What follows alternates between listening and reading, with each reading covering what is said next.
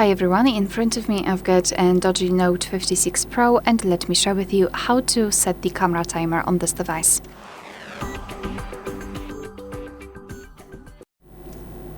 So let's begin with opening the camera app. And currently we are in the standard photo mode, which is great. So now we need to take a look at this option bar at the top and tap on the settings icon in the right upper corner. Here we need to find this option countdown duration, so just tap on it. And in this device we've got three options, so off, 3 and 10 seconds delay. Just tap on the option you'd like to use. I'll pick 10 seconds.